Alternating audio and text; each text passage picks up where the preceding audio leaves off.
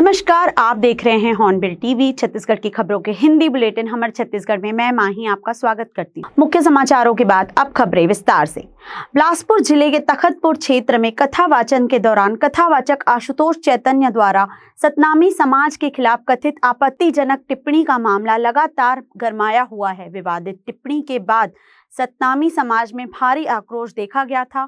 समाज के प्रतिनिधियों ने तखतपुर थाने में लिखित शिकायत दर्ज कराई, जिसके आधार पर पुलिस ने आशुतोष चैतन्य को गिरफ्तार किया और बीते शनिवार को न्यायालय में पेश किया।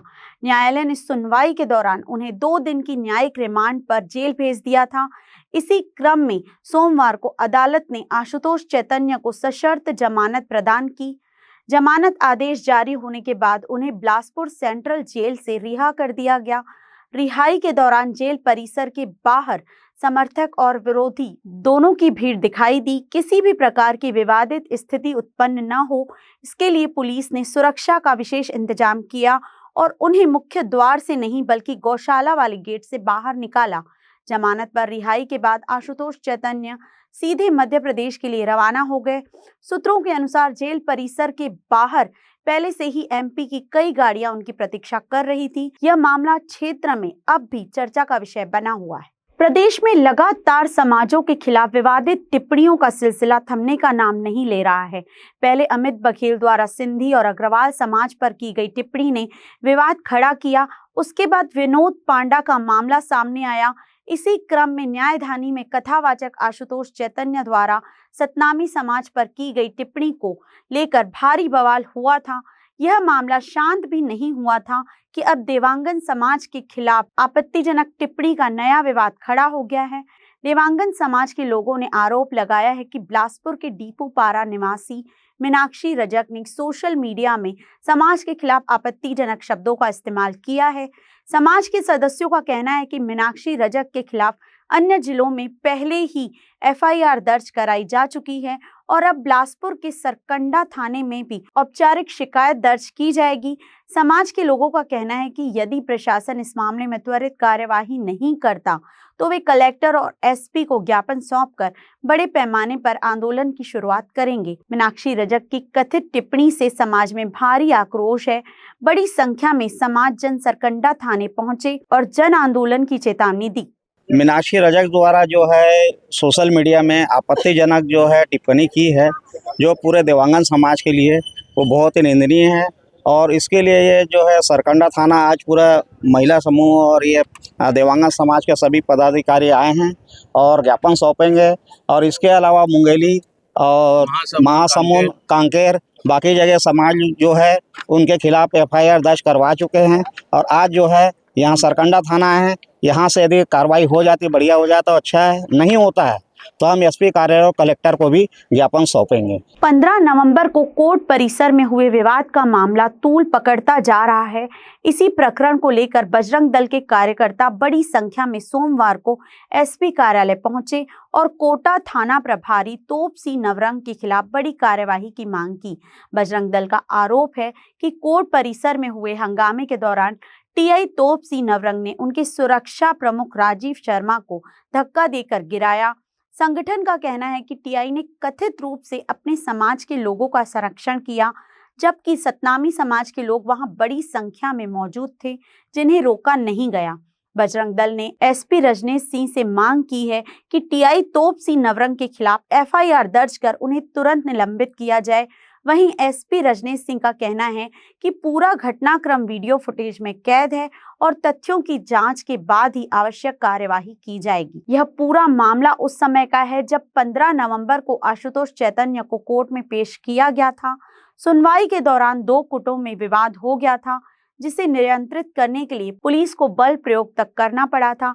अब इसी घटना को लेकर पुलिस पर धक्का मुक्की के आरोप लगाए जा रहे हैं। आज हम लोग एसपी साहब के पास कोटा टीआई तोप सिंह नवरंग जी के बारे में एक लिखित में शिकायत देने आए हैं। 15 नवंबर को चैतन्य महाराज जी की गिरफ्तारी कोर्ट में हो रही थी। उस समय पर हमारे सुरक्षा प्रमुख राजीव शर्मा जी कोर्ट परिसर में गए हुए थे। तोप सिंह नवरंग के द्वारा अपने समाज का विशेष संरक्षण करते हुए राजीव शर्मा जी के साथ धक्का मुक्की किए, उनको गिराया गया।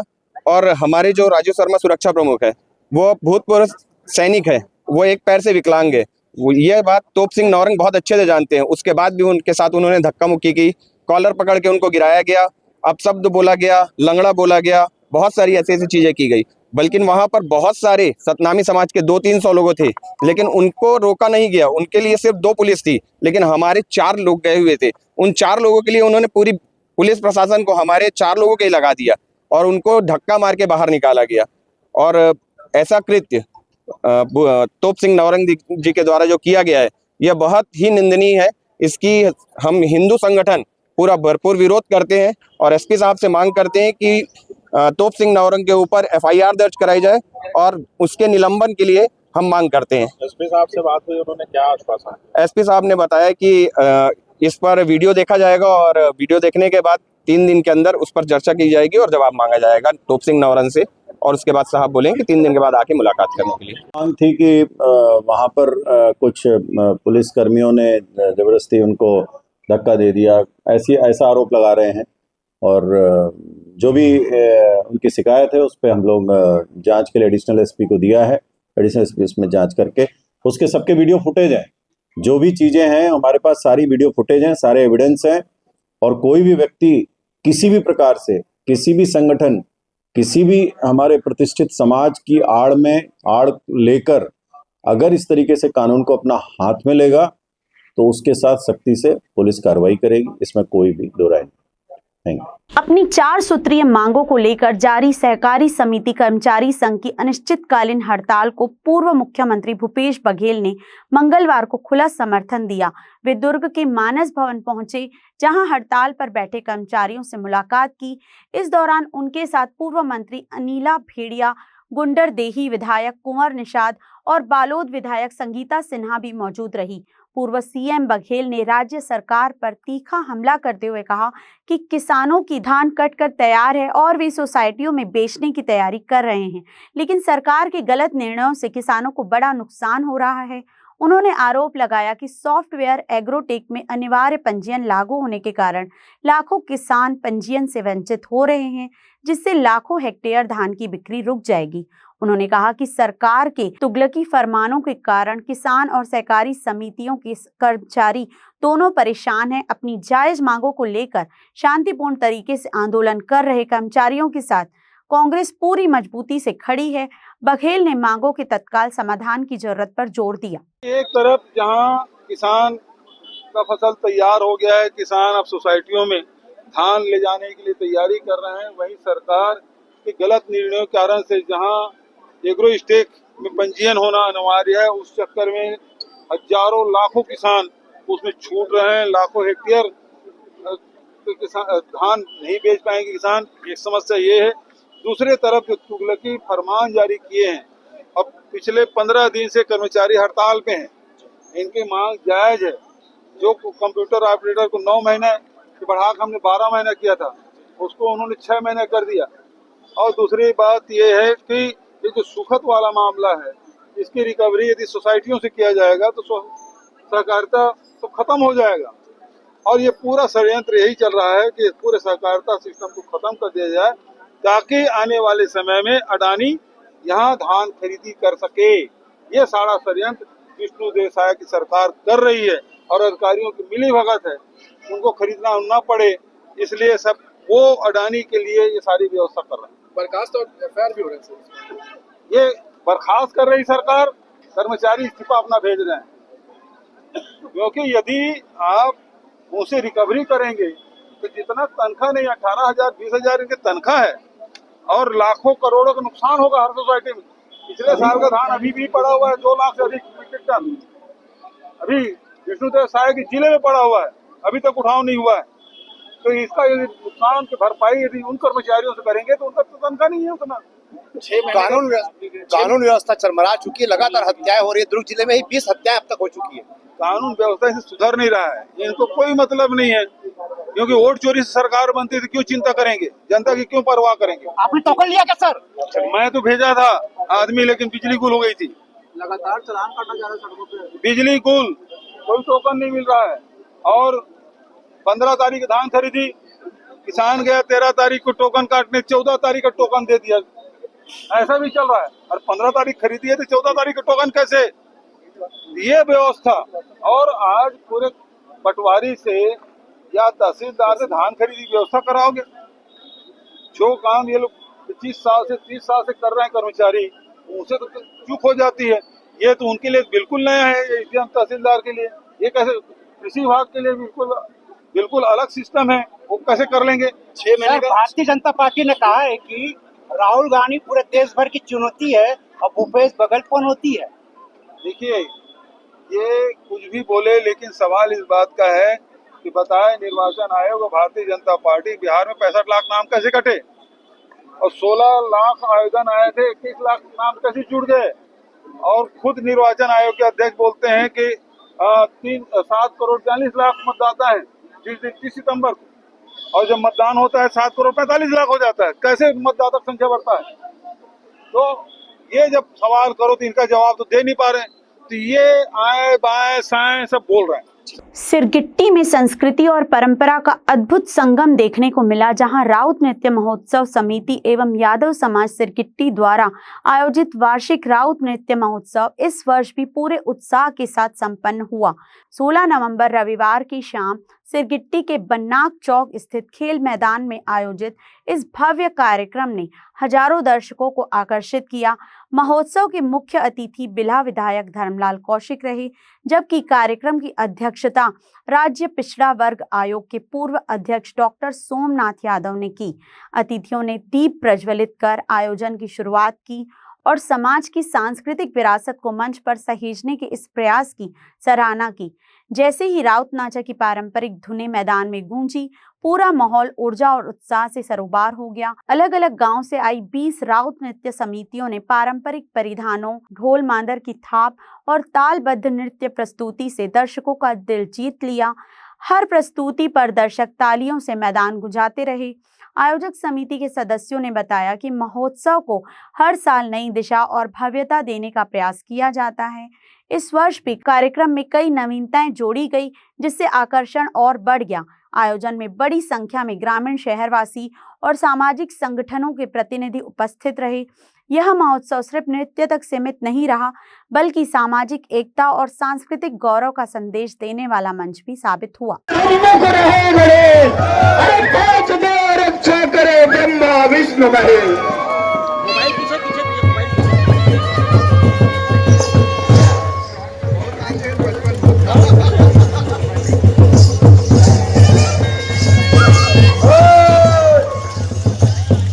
समुद्र के करिया पानी लक्ष्मण देख देख हो, अब एक बानर हनुमान छिड़ जावे छिड़ाए हो।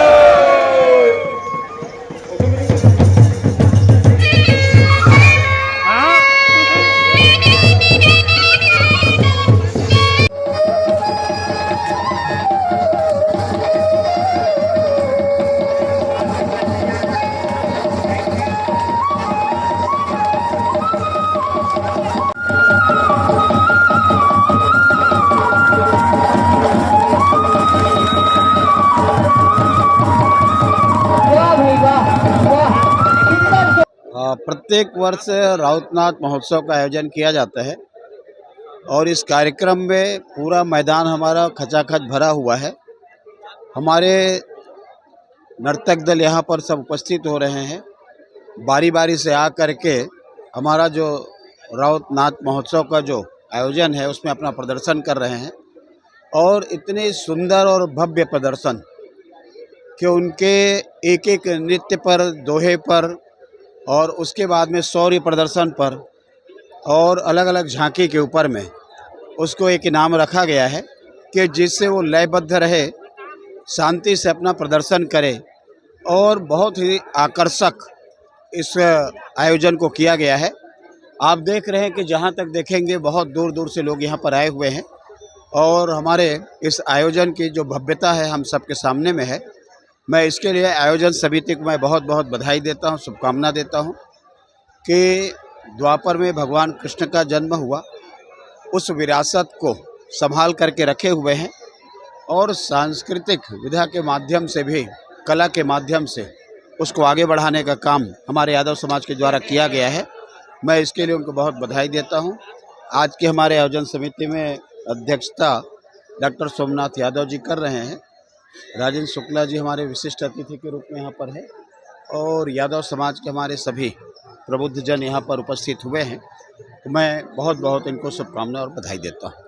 आज राउत नाच महोत्सव की सिरगिट्टी में कई वर्षों से लगातार यहाँ चल रहा है, जो राउत बाजार पुराने समय में होता था, हमारे बुजुर्ग लोग करते थे, उसी परंपरा को आगे बढ़ाते हुए यादव समाज के लोग आज इस राउत नाच महोत्सव में आते हैं और इस कार्यक्रम को बड़ा रूप देने के लिए एक प्रतियोगिता के माध्यम से इस कार्यक्रम को हम लोग आगे बढ़ा रहे हैं, ताकि यादव समाज जो एक क्षत्रिय है, शौर्य का प्रदर्शन करते हैं, कला का प्रदर्शन करते हैं और उसको मंच देने का काम करते हैं हम लोग, ताकि अपना जो मंच है और इसमें मंच में अपना शौर्य और कला प्रदर्शन दिखा सके।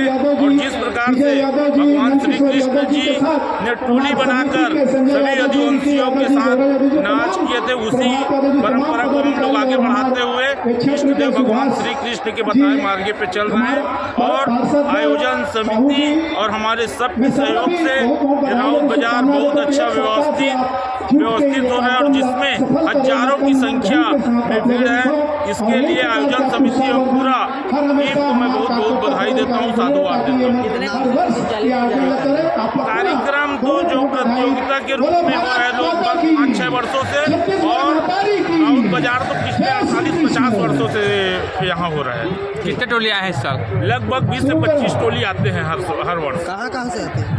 बसिया है, सिलपहरी है, बिलासपुर से जो लगा हुआ आसपास का क्षेत्र है, तखतपुर विधानसभा, मस्तूरी, बेलतरा, यहाँ से लगभग आगे और किस तरह करना चाहेंगे? इसको हम लोग बड़े रूप में करना चाहते हैं ताकि शासन प्रशासन का भी एक बड़ा मदद हो और इसको और इस आयोजन को जिस प्रकार से लाल बहादुर शास्त्री स्कूल में चल रहे आदरणीय हमारे BR यादव जी ने एक व्यवस्थित कार्यक्रम किया, उसी प्रकार से उसी तर्ज पे सिरगिट्टी को हम लोग लाल बहादुर शास्त्री के तर्ज पे करना चाह रहे हैं। दुर्ग जिले के जामुल थाना क्षेत्र में 14 नवंबर की शाम हुए सनसनीखेज गोलीकांड का खुलासा दुर्ग पुलिस ने कर दिया है।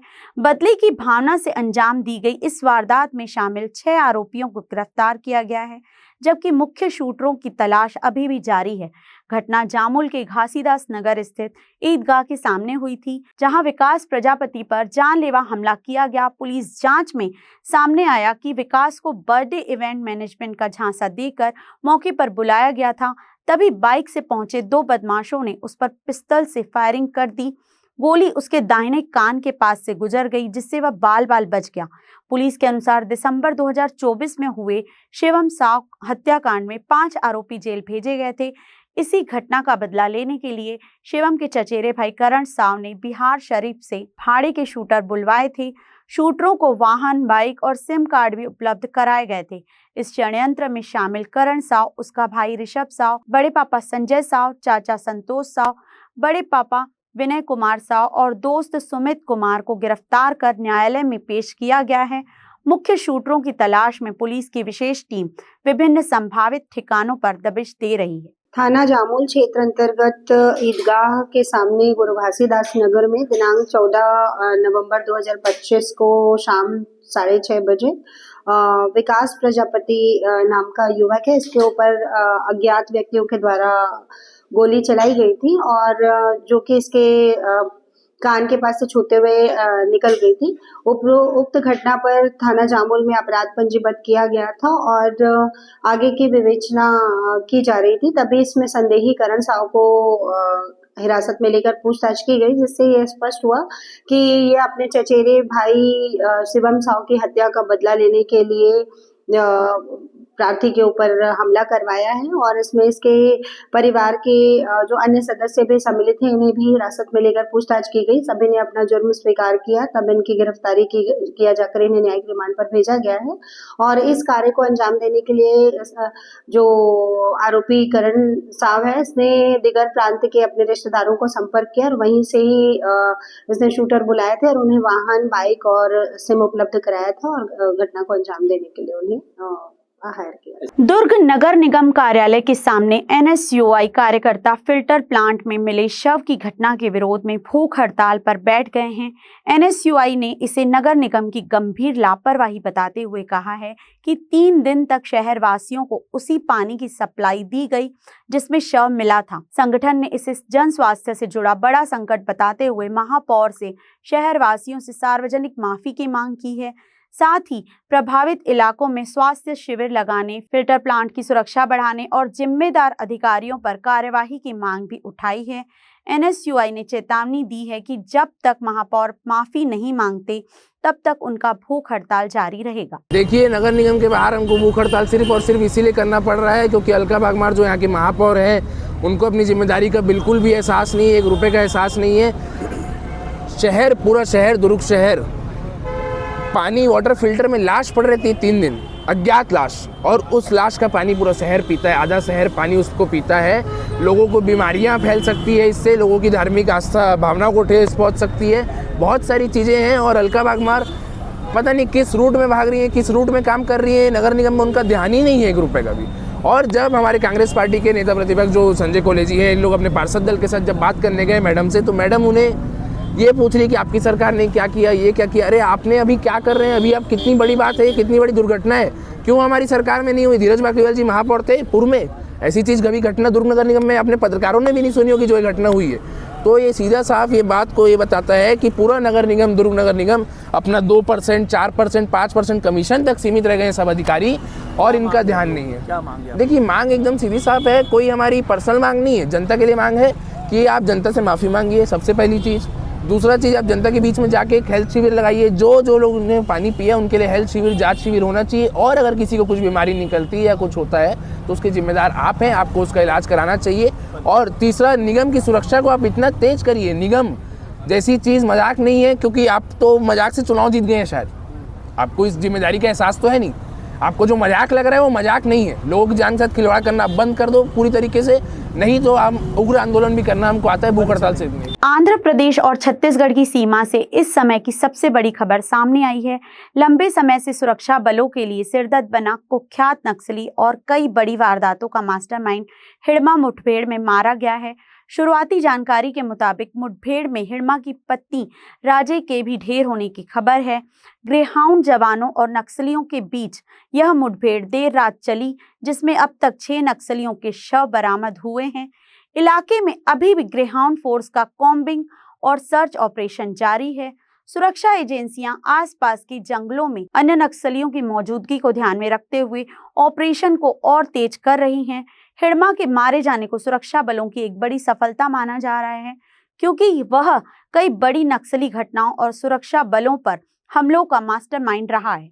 आज के बुलेटिन में बस इतना ही। मुझे दीजिए इजाजत। देखते रहिए हॉर्नबिल टीवी।